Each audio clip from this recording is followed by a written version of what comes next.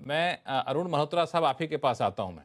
आप मुझे ये बताइए कि ये जो उथल-पुथल है, ये तो लगता है कि जारी रहेगा। भले ही ट्रेड डील यूएस के साथ हो जाए या फिर थोड़ा लंबा खींचे, क्योंकि जब तक रहेंगे ट्रम्प साहब तब तक अनिश्चितता का माहौल थोड़ा बहुत तो आपको मान के चलना पड़ेगा। क्यों, आप लोग मानते हैं कि नहीं मानते? कि आपको लगता है कि सेटल डाउन हो जाएगा ये?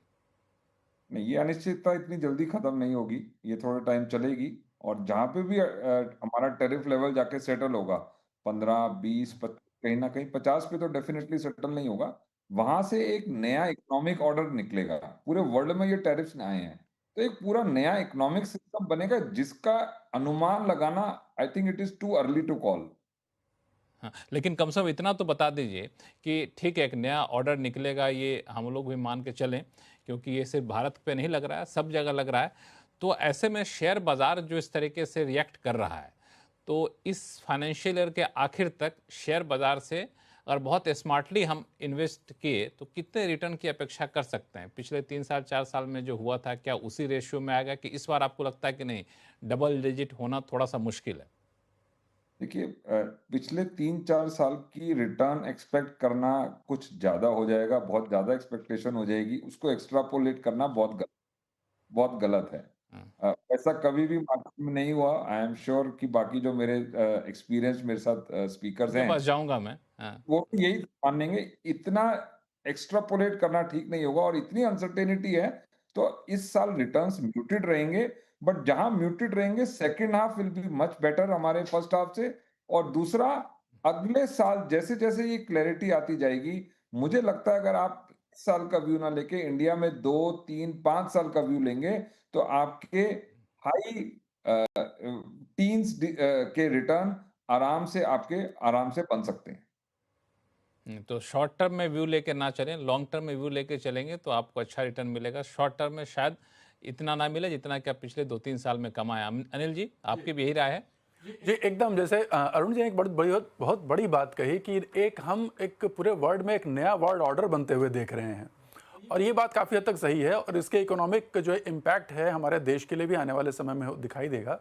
हाँ, इस साल ज़रूर डबल डिजिट तो मुझे भी नहीं लग रहा है कि डबल डिजिट हम मार्केट के रिटर्न के हिसाब से देख पाएंगे। लेकिन अगर 8-9% के आसपास भी अगर हम मार्च तक अगर कर ले जाते हैं तो भी मेरे ख्याल से बहुत रहेगा। लास्ट ईयर मेरे ख्याल से हमने लगभग 9% का निफ्टी का रिटर्न रहा है, उसके पहले 20% का था।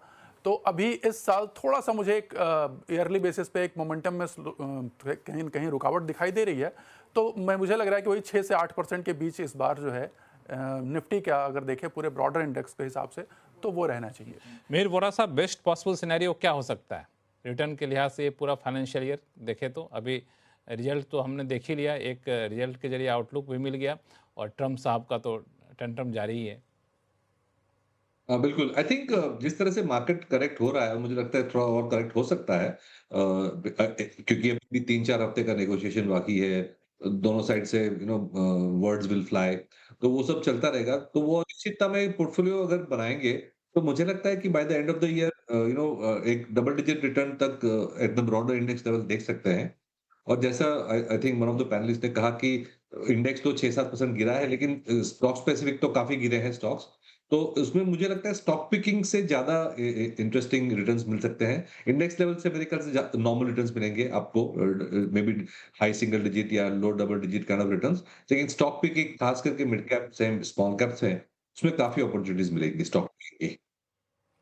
तो आपका कहना है कि अगर बेहतर रिटर्न पाना है तो आपको स्टॉक पिकिंग बेहतर तरीके से करना होगा, और वहाँ भी मिड कैप या स्मॉल कैप में ज़्यादा पोटेंशियल दिख रहे हैं, राइट? डेफिनिटली, क्योंकि जो हायर ग्रोथ सेगमेंट्स होते हैं, जो वो टिपिकली स्मॉल मिड कैप से ही शुरू होते हैं, फिर जाके बड़े होते हैं। और इंडिया जैसी इकोनॉमी जहाँ पे नए-नए बिज़नेस मॉडल्स, नई-नई सेक्टर्स ओपन अप हो रही हैं, जैसे हमने एक डिफेंस की बात करी, सीडीएमओ की बात करें, ऐसे सेक्टर जो हैं वो जो नए तरीके से उभर रहे हैं, तो वो लंबे समय तक ग्रो कर सकते हैं, और वो टिपिकली स्मॉल और मिड कैप से ही शुरू होते हैं। हाँ, तो इसमें अभिषेक अग्रवाल साहब, अगर स्मॉल कैप मिड कैप में ज़्यादा पोटेंशियल दिख रहा है, जैसा कि अभी मीर वोरा साहब ने कहा, तो हम इन्वेस्टर क्या करें? क्या अपने पोर्टफोलियो को थोड़ा सा रिजिक कर लें, उस पे अपना बढ़ा दें हिस्सेदारी? जी, बिल्कुल। मुझे लग रहा है लक्ष्मण जी, ये साल जो है थोड़ा रेट्रोस्पेक्टिव करने की ज़रूरत पड़ेगी इन्वेस्टर्स को, बिकॉज़ जैसे कि ये डिस्कशन में आया कि वर्ल्ड ऑर्डर थोड़ा बदलेगा, और अभी तक तो पूरे इस डिस्कशन में रेट्रोस्पेक्टिव हम का पैमाना क्या होगा? देखिए, एक तो ये होता है, अगर आप निफ्टी को देखते हैं ना, तो निफ्टी सबसे स्मार्ट फंड मैनेजर मानते हैं हम, क्योंकि वो अपने आप को ही हुँ, जो बेस्ट वे में जिनको लेना होता है अपने इंडेक्स में वो शामिल करते हैं और कर लेते हैं आउट जो उन्हें करना होता है, राइट? सो उसी तरह से मुझे लग रहा है कि आप अपने पोर्टफोलियो की कंपनीज को जब देखें, तो वहाँ सबसे पहले आपको ये देखना पड़ेगा कि कौन-सी कंपनियाँ बिल्कुल वल्नरेबल है, इस तरह के सिनेरियो में जो कि अब थोड़ा लंबा प्ले होने वाला है। जैसे कि अब हम बात करें टैरिफ की, तो ये कोई 1-2 दिन या 1-2 महीने वाली स्टोरी नहीं है, इम्पैक्ट आएगा मार्जिन पे। अल्टीमेटली अर्निंग्स ग्रोथ इसी पे ही देखिए मार्केट टिका हुआ है। तो कहाँ पे ग्रोथ और अर्निंग जहाँ पे दोनों ही नेगेटिव इम्पैक्ट आने वाला है, वहाँ तो डेफिनिटली हमें उसे एग्ज़िट लेना होगा, ठीक है? जहाँ इंटरम में ये है कि जी ग्रोथ कंटिन्यू होगा, मार्जिन में इम्पैक्ट आएगा, तो वो फिर भी ठीक है, आप उसके अंदर में फिर साइज़ कैसी है, कितना एक्सपोज़र का है, उसके बेसिस पे। और तीसरा जहाँ तो आपको लग रहा है कि भाई ग्रोथ, क्योंकि डोमेस्टिक फ़ोकस जैसे मैंने कुछ एग्ज़ाम्पल्स दिए, जहाँ पे आपका ग्रोथ भी हाँ, मॉडरेट होगा।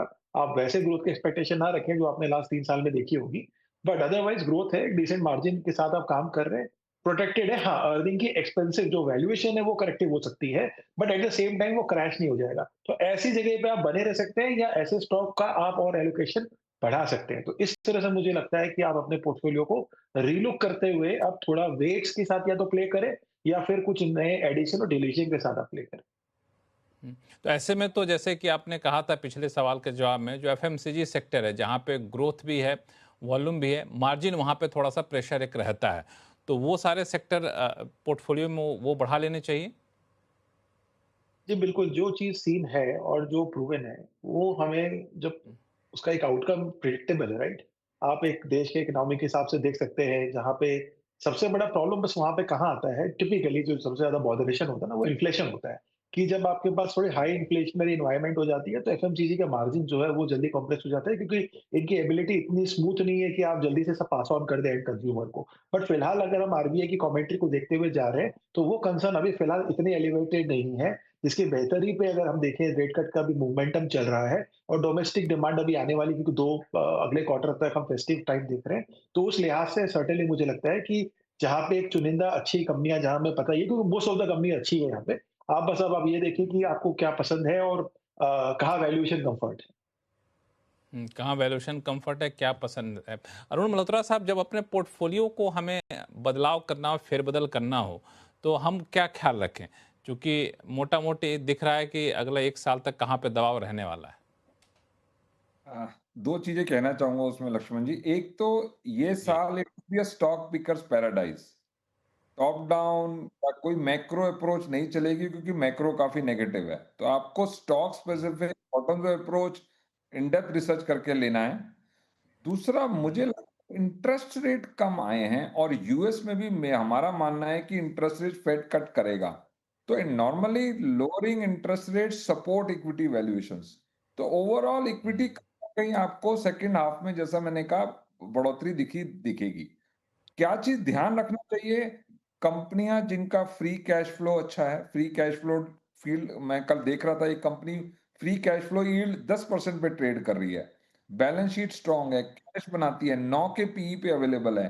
तो ऐसी कंपनी जिनकी बैलेंस शीट स्ट्रांग है, यूएस एक्सपोजर कम है, डोमेस्टिक डिमांड ड्रिवन कंपनीज हैं, ऐसी कंपनीज पे, और जहां मैनेजमेंट तो ऑब्वियसली मैनेजमेंट हमेशा क्लीन है या कोई कोई ऐसा एक्सपोजर नहीं है, वैसे इन फैक्टर्स का ध्यान रखते हुए आप इंडिया की मार्केट इतनी बड़ी है कि आपको इतने अनसर्टेन एनवायरनमेंट में भी ये ऐसे करेक्ट वाली कंपनी, आपको तो 10 कंपनी या 20 कंपनियों में इन्वेस्ट करना है। तो आप ये सोचिए आपके पास 15 कंपनियों का तो ऑलरेडी पोर्टफोलियो है, तो आप उसमें बेचने तो जाने थोड़ा रिड्यूस कर लेंगे। आपको तो 5 8 10 कंपनियां ही चाहिए अपना पोर्टफोलियो बनाने के लिए, जो इतने सारे बड़ी मार्केट में इस इन्वायरमेंट में भी आपको आसानी से थोड़ी मेहनत करके आराम से आपको मिल जाएंगी। हुँ। मतलब ऐसी कंपनियाँ हैं, ऑप्शन है ऐसी कंपनियों का, आपका कहना है? प्राइस लक्ष्मण जी जब नीचे आता है तो वैल्यूएशन अगर लॉन्ग टर्म चेंज नहीं हो रही है, अगर आप 2 साल का व्यू लेंगे तो सब चीज टैरिफ सेटल हो जाएगी, इकोनॉमिक सिस्टम सेटल हो पाएगा, हो चुका होगा, हाँ। और जो डोमेस्टिक डिमांड ड्रिवन है वहां पे फर्क नहीं पड़ेगा। तो वहां पर अगर आपका 10% 15% प्राइस नीचे आ रहा है तो आपके लिए तो इससे अच्छी और क्या बात होगी? आपका व्यू 1-2 इससे अच्छी और महीने इन्वेस्टर का तो व्यू 1 डेढ़ 2 साल का तो कम से कम रहना चाहिए। तो आपको तो कम से फायदा कम रहा है। खुश होना चाहिए लक्ष्मण जी, रिटेल निवेशक को, कि मुझे तो वही की वही चीज जो मुझे बेचनी, चाहे ऊपर जाता तो भी नहीं बेचनी, नीचे जाना है तो भी नहीं बेचनी, आपको एक 15% सस्ती मिल रही है। हम्म, ये लगी। संक्षिप्त में जी, मैं दो बातों का आंसर देना चाहूँगा। एक तो ये दर्शक ये जानना चाहेंगे कि बाजार कब तक और कहाँ तक गिर सकता है। मैं टेक्निकल लेवल की बात करूँगा तो ये हमारा जो 200 डे एक्सपोनेंशियल मूविंग एवरेज है, करीब हमारे 24,100 के आसपास आएगा लगभग। तो वहाँ तक की हम अभी एक्सपेक्ट कर रहे हैं कि वहाँ तक का करेक्शन आ सकता है। अब कब से बाजार बढ़ना शुरू होगा इसकी बात करूं तो सितंबर क्वार्टर का रिजल्ट जब अपना अक्टूबर में आना शुरू होगा तो 15 अक्टूबर के बाद से कहीं ना कहीं बाजार में जो है एक रिकवरी आने की शुरुआत हमें दिखाई देनी शुरू हो जाएगी। तीसरी चीज़, कैसे शेयर हम चुने, मैं बड़ी संक्षेप में आपकी बात कर रहा हूँ। तो ये बड़ा अच्छा तरीका है कि आप देखें कि इतने खराब माहौल में किसके क्वार्टर 1 और क्वार्टर 2 के रिजल्ट अच्छे आ रहे हैं, उनकी सेल्स बढ़ रही है, इसके बावजूद भी उनकी प्रॉफिटेबिलिटी बढ़ रही है। उस पर आप आंख मूंद करके उन शेयरों को चुनें क्योंकि प्राइस आपको करेक्शन के बाद उनके अच्छे मिल चुके होंगे। वैसे ही कंपनियों में निवेश लें, बड़ा आसान तरीका होगा, आप आने वाले समय में बहुत बढ़िया रिटर्न बना पाएंगे। ये एक आपने बिल्कुल शॉर्टकट, बिल्कुल संक्षिप्त में आपने बेसिक फार्मूला बता दिया है। मेहर वोरा साहब, शो का समय चूंकि खत्म होने वाला है, मैं आपसे समझना चाहूँगा आखिर में कि अब चूंकि एक निवेशक को क्या मैसेज दिया जाए हम लोग कि इस बाजार को, गिरावट को आप बिल्कुल निगेटिवली ना लें, एक अपॉर्चुनिटी के तौर पर लें, और जो फार्मूला हमारे बाकी पैनलिस्ट ने बताया उस फार्मूला के हिसाब से अपने पोर्टफोलियो को रियलाइन कर सकते हैं, कुछ नई चीज़ों को जोड़ सकते हैं, कुछ पुरानी चीज़ों को हटा सकते हैं। बिल्कुल, देखिए सबसे बड़ी बात है कि हमने सब कुछ देख चुके हैं, हमने पोखरण देख चुके हैं, हमने ऑपरेशन सिंदूर देख चुके हैं, इससे भी बहुत पार्लियामेंट अटैक देख चुके हैं, तो ये तो चीजें कंट्री की लाइफ में आती कुछ जाती नहीं है। रहती है। ये कुछ नहीं है, तो life will go on, India will go on, India will flourish. तो एक तो सबसे बड़ा पॉइंट ये है। सेकंड बात ये है कि अभी भी मुझे लगता है कि स्ट्रक्चरली जो है, एक्सपोर्टर्स के कंपैरिजन में जो डोमेस्टिक सेगमेंट्स हैं लॉन्ग टर्म के लिए ज्यादा अच्छे ग्रो करेंगे। एक्सपोर्ट में ऑफ कोर्स फार्मा वगैरह अलग बात है, सीडीएमओ वो प्लेस अलग है। इन जनरल मैं अभी भी कहूंगा कि अगर हमें विजिबिलिटी चाहिए तो जो डोमेस्टिक सेक्टर्स हैं, फाइनेंशियल्स, इंडस्ट्रियल्स, कंज्यूमर डिस्क्रिशनरी, वो सेक्टर्स पे ज्यादा फोकस करना चाहिए।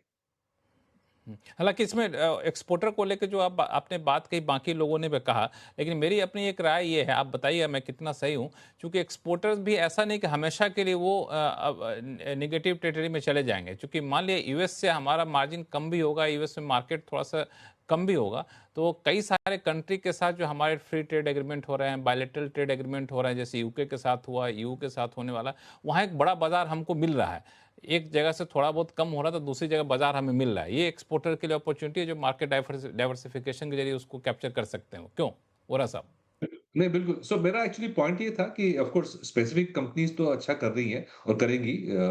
मेरा पॉइंट ये था कि आईटी सर्विसेज फॉर एग्जांपल है, या तो ग्लोबल कमोडिटीज या मेटल्स है, जो ग्लोबल ग्रोथ के ऊपर डिपेंड करती है, उसके कंपैरिजन में मैं कहूंगा वो सेक्टर्स जो डोमेस्टिक ग्रोथ पे डिपेंड करते हैं, वो ज्यादा अच्छा, विजिबिलिटी ग्रोथ देते की हैं। बात कर रहे हैं। हाँ, मतलब कि मार्केट की बजाय आप करें ग्रोथ की बात करें, जहाँ ग्लोबल ग्रोथ से जो तालमेल बना के रखी उनके लिए थोड़ी दिक्कत है। ग्लोबली सिचुएशन बहुत अच्छा है नहीं, इंडिया के ग्रोथ से जो ताल मिला कर चल रही है उनके लिए स्थिति बेहतर हो सकती है। तो आप